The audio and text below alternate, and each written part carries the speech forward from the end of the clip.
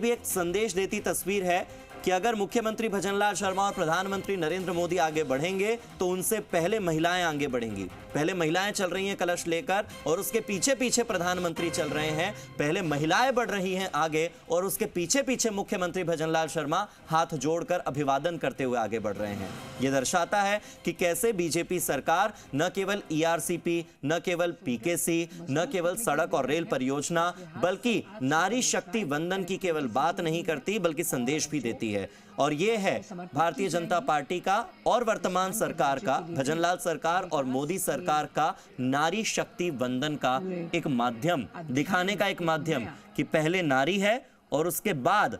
चाहे आप कितने ही भारी हों लेकिन आप नारी से पीछे होंगे। देख लीजिए, प्रधानमंत्री महिलाओं के पीछे हैं, मुख्यमंत्री महिलाओं के पीछे हैं और सबसे आगे अगर कोई बढ़ रहा है तो वो महिलाएं आगे बढ़ रही हैं कलश लेकर। राजस्थान की संस्कृति, और देखिए यहाँ पर जल का छिड़काव हो रहा है और ये जल का छिड़काव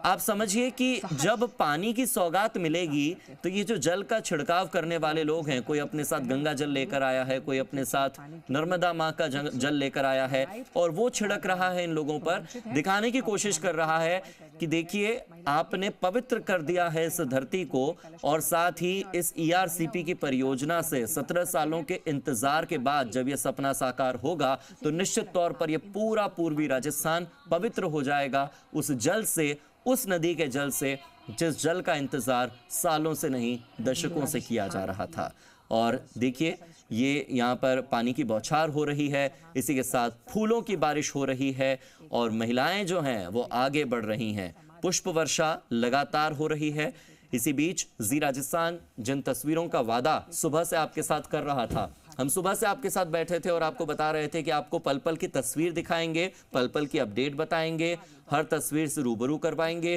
हर परियोजना की डिटेल बताएंगे, तस्वीर के साथ ग्राफिक दिखाएंगे, ग्राफिक के साथ आपके नॉलेज को बढ़ाएंगे और जो कुछ हो रहा है वो वैसा का वैसा पूरा रिपोर्ट करेंगे।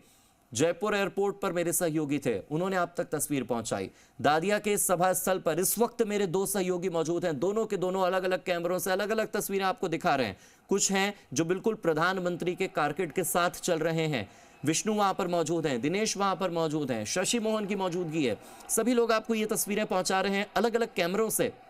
जी राजस्थान आपको एक कैमरे की नहीं बल्कि अलग अलग कैमरे की तमाम तस्वीरें, एक्सक्लूसिव तस्वीरें सबसे पहले दिखा रहा है। हर एंगल से इस पूरी विशाल जनसभा को कवर कर रहा है क्योंकि ये कवरेज बहुत महत्वपूर्ण है पूरे प्रदेश के लिए। ये कवरेज, ये रिपोर्टिंग बहुत महत्वपूर्ण है पूर्वी राजस्थान के लिए क्योंकि ये केवल एक नहर परियोजना नहीं है, केवल ये कुछ नदियों की लिंकेज की परियोजना नहीं है, ये दशकों की प्यास बुझाने की परियोजना है, ये विकसित राजस्थान के संकल्प को साकार करने की परियोजना है, ये पूरे पूर्वी राजस्थान के लोगों की आशाओं, उनकी अपेक्षाओं, उनकी आकांक्षाओं की पूर्ति की परियोजना है। और यही परियोजना जब साकार रूप लेती है तो वो सपना साकार होता है, वो इंतजार खत्म होता है जो दशकों से हो रहा था। उस इंतजार को खत्म करने के लिए खुद प्रधानमंत्री नरेंद्र मोदी, मुख्यमंत्री भजनलाल शर्मा दादिया पहुंचे हैं और जो प्रदेश का सबसे बड़ा चेहरा है भारतीय जनता पार्टी का, वो खुद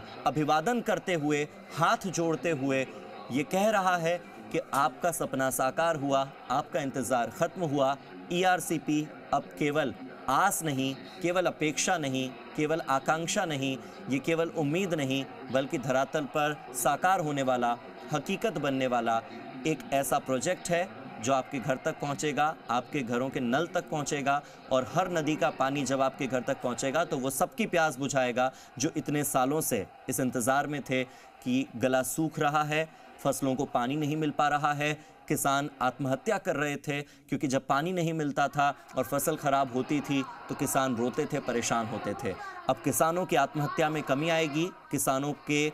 आर्थिक उन्नति का ये कारण बनेगी परियोजना। और मात्र 1 साल की सरकार बनते ही इतनी बड़ी उपलब्धि को हासिल कर लेना, एक तरफ तो ग्लोबल इन्वेस्टमेंट समिट आयोजित होती है जहां पर बड़े बड़े उद्योगपति आते हैं, दूसरी तरफ ईआरसीपी परियोजना को साकार किया जाता है जिसके माध्यम से ये बता दिया जाता है कि केवल बड़े बड़े उद्योगपति हमारा फोकस नहीं है, हमारे फोकस में वो तमाम लोग हैं जो